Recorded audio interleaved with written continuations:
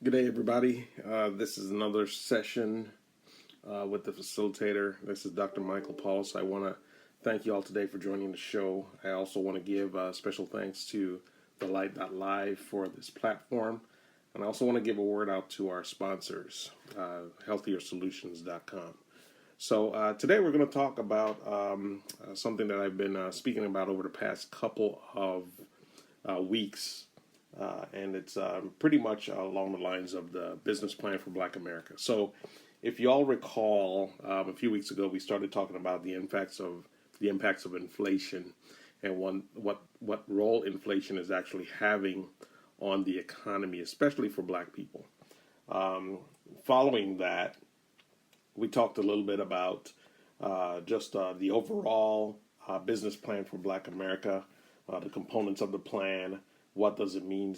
What does it mean? The relevance and all of the key features and folks and the individuals within that plan, and how it actually relates to what we're talking about today. So, I want to take the subject again and expand it a little bit more. So today we're going to talk about again two key figures in the context of a business plan for Black America. I want to go back and talk about Frederick Douglass, and I want to talk about Dr. Claude Anderson. So I'm going to take one key subject from Dr. Anderson and open that up just a little bit. So Dr. Anderson was famous for talking about a specific subject, and that subject was essentially social integration. Now, by definition, social integration is the ability to actually assimilate individuals of different races into one holistic pattern. Okay? So when we're talking about social integration in his context, he's talking about with all of the things that Black people had to face over the decades, and we still face today. We were looking, after the civil rights era, we were looking for inclusion in a number of different areas. Those things including, the right to vote, the right to use the bathrooms as other people did, a host of other items. Now, with all of the good that came out of the civil rights movement, he argues that social integration in a context is not something that we should be gravitating towards. And the reason he's saying that is because if we actually have ownership of the items that we are responsible for procuring and supplying to the community, we don't have a need to socially integrate because it's destructive to who we are as a people. Okay? He speaks about growing up in North Carolina and the fact that in his upbringing, he really didn't have, or the city didn't really have a need to be socially integrated. They owned everything. They owned the bus lines, they owned the grocery stores.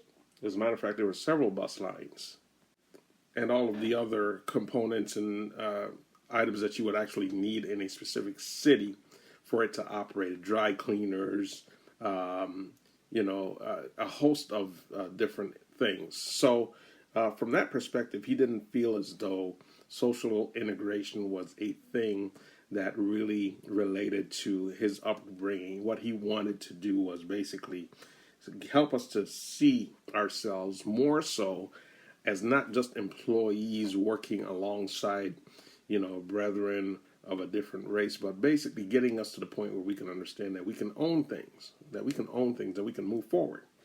So I mentioned Dr. Claude Anderson in this context, but let me just share with you another concept or another piece of information here as to why a business plan for Black America in 2022 and moving forward actually has to adopt concepts of that language. Okay, so let me reference Frederick Douglass, and I'm going to read a piece here out of one of his books. And this one was actually, it is a book that is a compilation of 3 books in one one including Frederick Douglass and a couple of other authors. But in a nutshell, what was basically stated was that Frederick Douglass was writing back to Addison Porter, who was at the time the secretary to the president. And in his response, he basically stated that, it's been 20 years that have passed, and I first made the humble effort at Tuskegee in a broken down shanty and an old hen house without owning a dollar's worth of property. And with but one teacher and 30 students at the present time, the institution owns 2,300 acres of land, over 700 of which are now under cultivation each year, entirely by student labor. Okay? They are now upon the grounds, counting large and small, 40 buildings, and all except for of these have been almost wholly erected by labor of our students. While the students are at work, working upon the land and in erecting buildings, they are taught by competent instructors the latest methods of agriculture and trades connecting the buildings. Okay? Now, here's an important part. There are a constant operation at the school in connection with thorough academic and religious training. 28 industrial departments. 28 industrial departments. I want you to think about that for just a minute. Because what Frederick Douglass often talks about, and what Dr. Claude Anderson often talks about, is us owning our own. But we're not just talking about owning necessarily a small store down the street. We're talking about owning and having a stake in major industries in this country, in our city, in this world for that matter. Okay? That's why this is important. Now, a lot of people ask, okay, what are you speaking about? Okay, so we are at a point in time in our lives. And just understand everything that's going on out there in the world today. And you hear this in the news. There is current talk. We actually had our president run on this platform that he's going to forgive student debt. Okay? And in some respects, a lot of people are applauding that because, you can now go to school for free and the government's going to take the bill. So we're going to use taxpayer money to pay off the debt of people who who went to school, and realizing that we have not paid on our student loan now for some years. Okay? So there's been a pause on student debt because of economic conditions, because of the pandemic, and a couple of different things. So we're at a point in time right now where we are asking the government to forgive student debt and put it on the backs of taxpayers. How well do you think that's going to go over? But let's go back to this commentary made by Frederick Douglass and understand that the students worked on the university property. Okay? Now, it doesn't say here whether they were compensated or not. But at the end of the day, if you have a group of individuals who are learning and are earning, then you are talking not just about educating a group of individuals in those industries. You're talking about implementing a plan for what I'm going to describe as being work-based learning. Okay? So is it a bad concept? No, not by any stretch of the imagination. We did it back then. Yes, times have changed. However, here we are at a point in time where everybody is going to school and being taught to be an employee of somebody else. Okay? We're not being taught to own all the time. We actually encourage transferable skills and taking courses such as finance and business administration. And Dr. Claude basically says that we should be teaching our children more about industrial administration. Not necessarily just running the business, but running the industry. Okay? So why is this important? It's important for a couple of reasons. In 2022, here we are today, okay?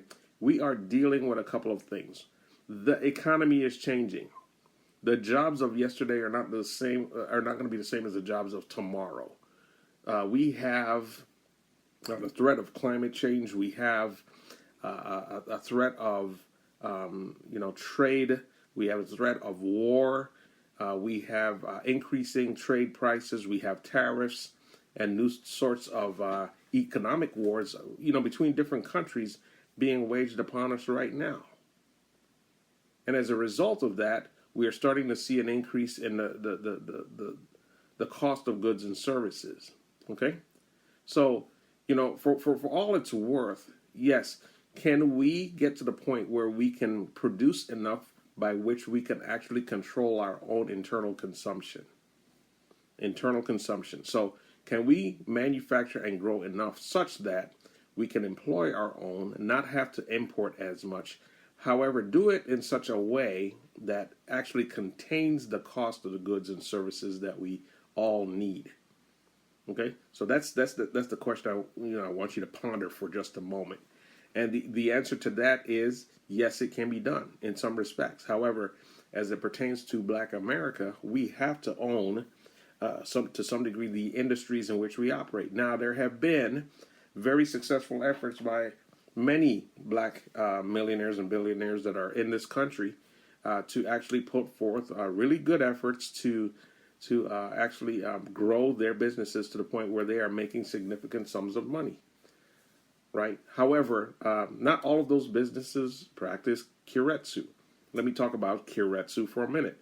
It is a Japanese term, okay? And it basically means that you have a group of businesses that band together, that buy and sell goods and services from each other. And each business owner in that major industry actually owns a share in the other company. Okay? And you have to act right. If you don't act right, the members of the group can vote you out. Okay, they don't want you to sit there and start skimming off the top and taking money and not paying them what they're due and so on and so forth. And everybody wins in some respects, right? But these are major industries that we're talking about using this method, right? So do the research yourself. You don't have to believe everything that I tell you, but do the research yourself. Go online, look it up, and you'll see that it actually exists. Now, why is that important? Because our own government actually practiced that. Okay?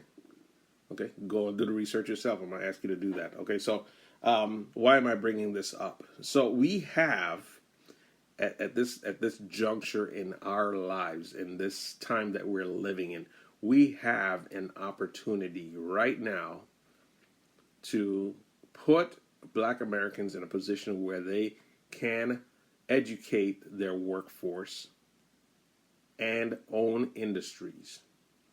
And as a matter of fact, not just owning the industry, but creating a lifeline by which the university serves as the nucleus for helping us to achieve industrial success. Okay?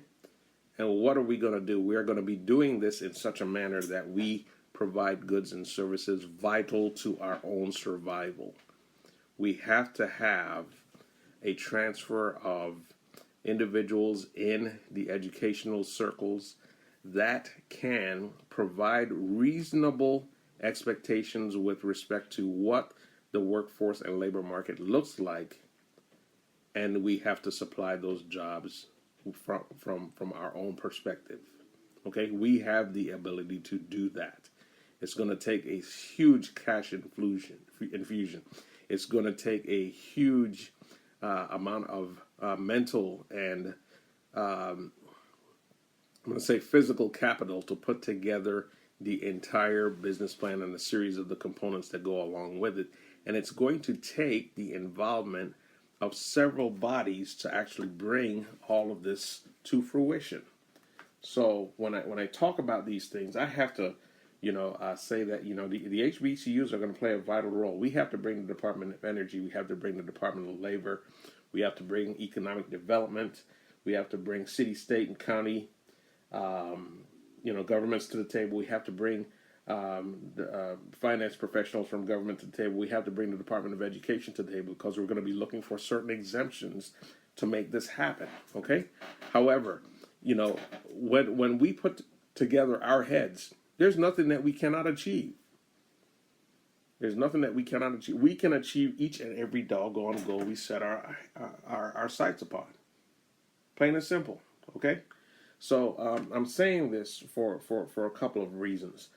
We're talking about putting a business plan together for Black America.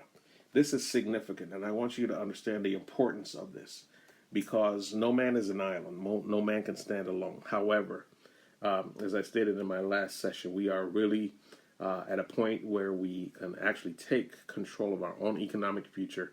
We can ensure that we actually have a very educated workforce.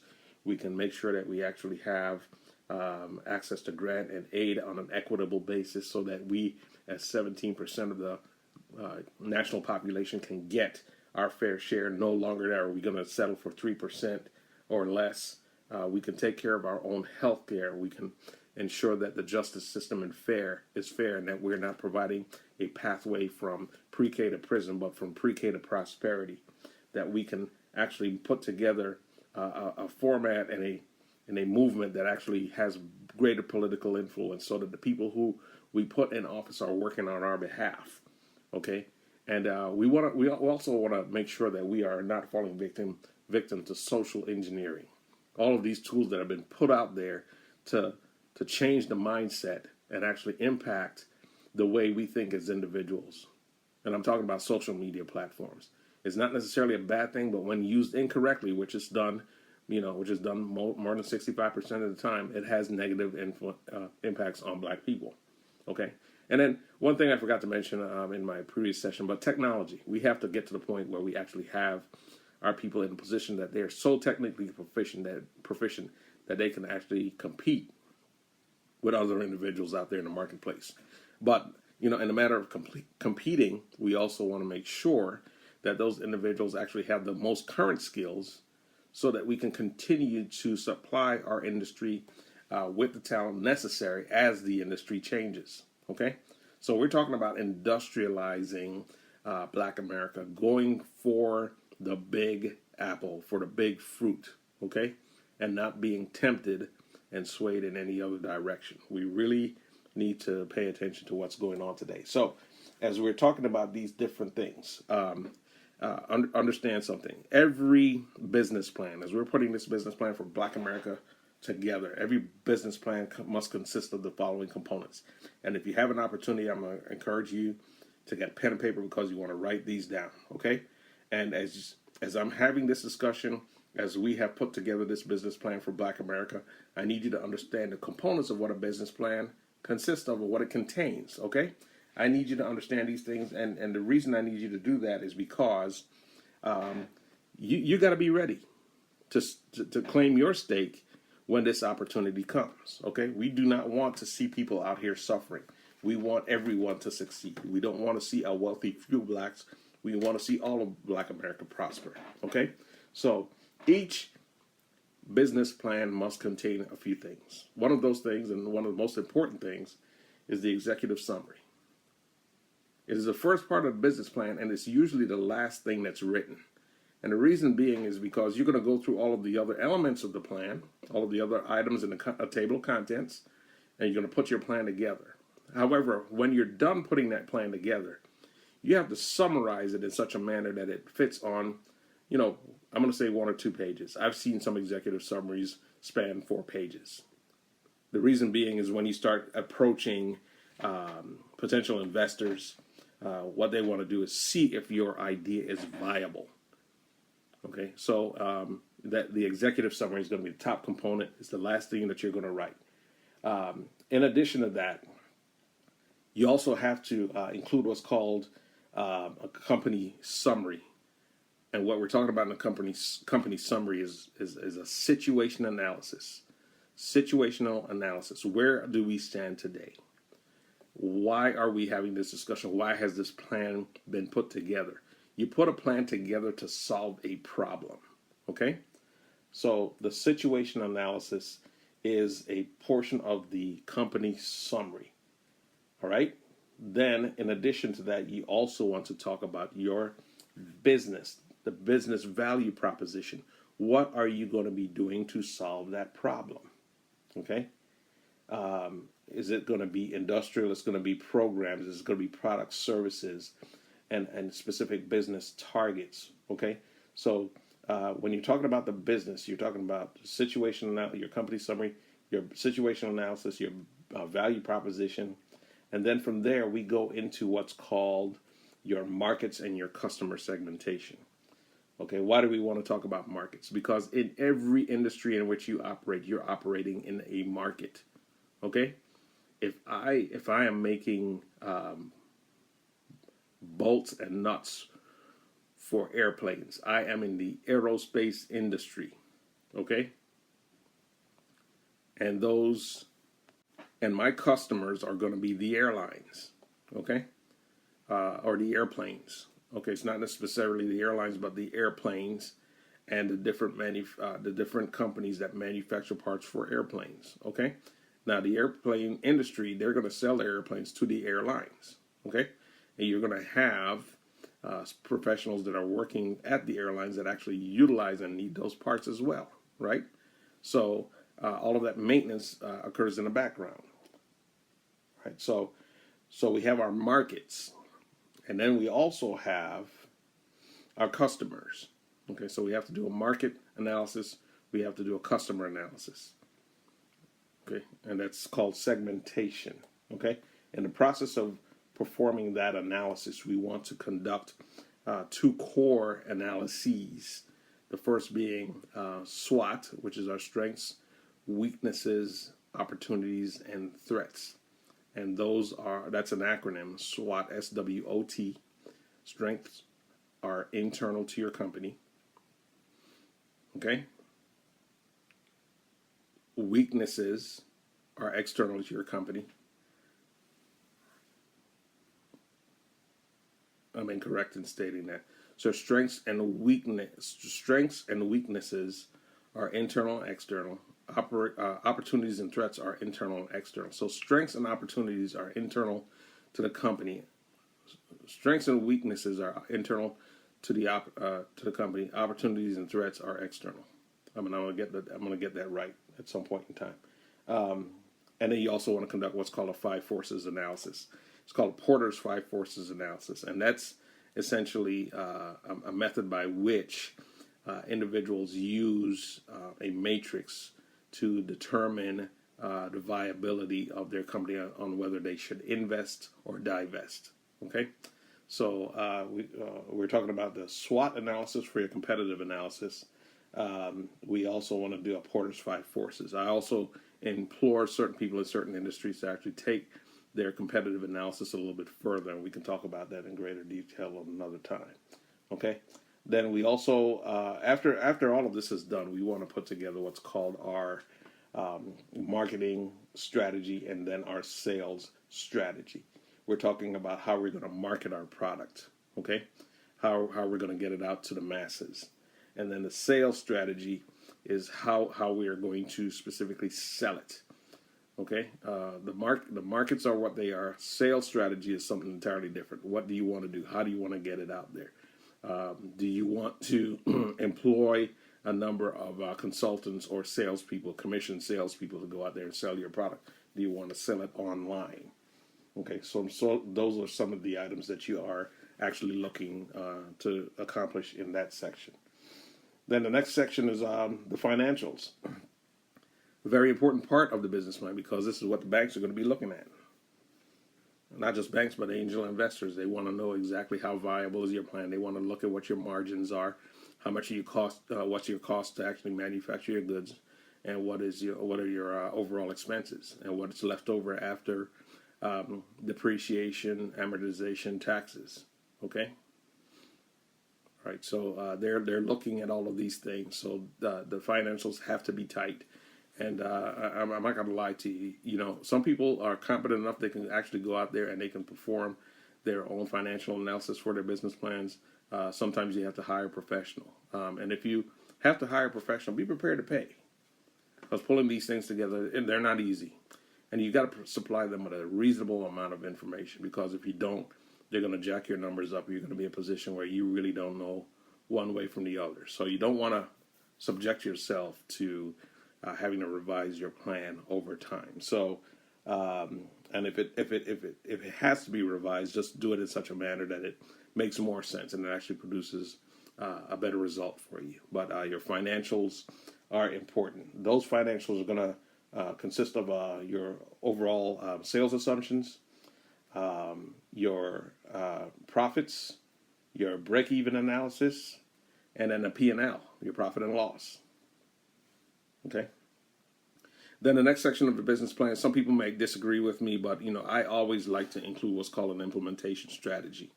And that strategy lets individuals know how you plan to implement your business. Okay. How are you going to do it? When are you going to acquire your property? How long is it going to take? How much you got to spend? What are your licensing costs? What are your resource costs? Any other administrative costs? They want to know about these things, right? Some folks will say that's part of your financials. Yes, it is. However, you have to give a step-by-step account for how you're going to actually implement your business. Okay, when are you going to hire? What are the salaries of the individuals that you're going to be hiring? Those are part of your operations, right? So you start putting this information together, and it starts to really come together. It starts to make sense, and you don't want to do a January, February, March.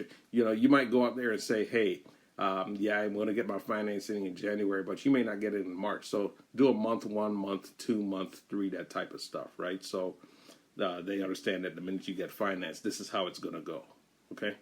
And be very specific. Sometimes these guys may come back and ask you to make some changes. Now, it's important for you to be aware that there are some financial institutions out there that oftentimes what they do is they will skim over your business plan real quickly, okay? And they'll say, hey, the numbers look good. These are some great returns. We're very interested.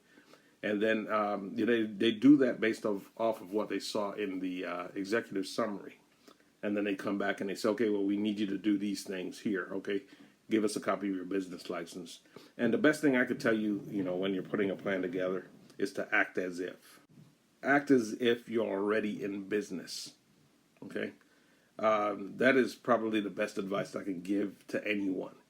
Sometimes you have to expend a little bit. Get your company website together. Get yourself a professional email. Get yourself some business cards. And act as if you're already in business. This actually increases the interest of potential investors. Get a professional telephone number, fax number, separate from your personal line. Okay, don't go out there and do the Gmail thing.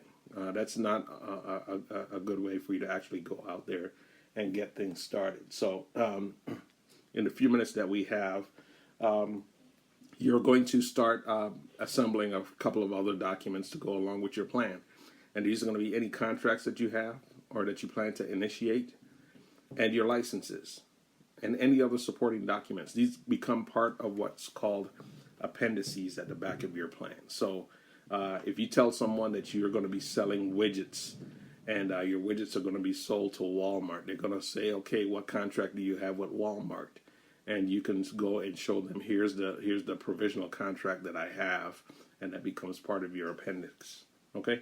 Your appendices, right? So those are some of the major components. Other people may disagree with me, and they may add some other components in there, and they may add some other sections that are, relevant. No one business plan fits all businesses, okay? But we are putting together a massive structure here and a business plan for Black America. And as a result of that, we are expecting that as we start talking about some of these components here, it's going to be mind-boggling. For the vast majority of you that are listening to this program right now, the plan that we are putting forth is not for just a single industry. It's for multiple industries. And we actually have a plan that's going to be utilizing core individuals from all of these different departments that I mentioned earlier to pull this together. And I just want you guys to be poised and be ready. And I want you to change your mindset above and beyond everything else, because this is unlike anything you've ever heard of. Okay? Now, I'm going to close this out real quick, and I'm going to make one relative statement. So I had the opportunity to listen to a comedian one day, George Wallace, and he was talking about boarding an airplane one day. And as he boarded the airplane, he saw that the flight crew was all black. Okay, the flight crew is the one that sits in the cockpit. So the captain and the first officer were both black. Okay, and as he moved through the cabin, he saw that the cabin crew was all black. So he said, "Oh yeah, man, I got an all black crew." So he goes from the front of the plane to the back of the plane, and he high fives everybody. Then he walks back to the front of the plane. He walks off, and he walks off, and he basically says that, you know, whenever you got a group of black people together trying to do something, you know something's going to go wrong. And he just could not put his trust in folks.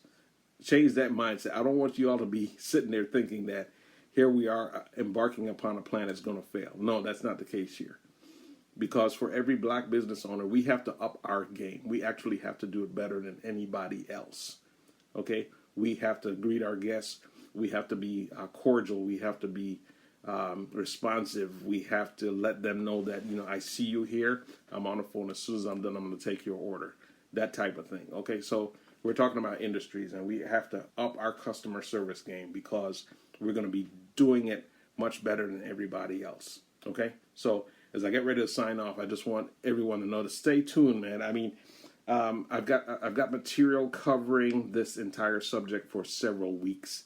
And I need you to stay tuned because what's happening here is monumental, and you know we're positioning ourselves so that when that time comes, and we can take advantage of actually sharing with you in more detail the true structure of everything that's going on, when it's going to happen, and who it's going to benefit. We all want you to be beneficiaries of the entire plan, but don't wait for us to actually start. Educate yourselves. Read. Okay? Find out what's going on in the news. Do not be distracted by what's in the news cycle. All I can tell you is that we have to position ourselves to be working in the industries of the future, and we have to own those industries. That's all you need to know at this stage of the game. Okay? This is no pipe dream. This is a very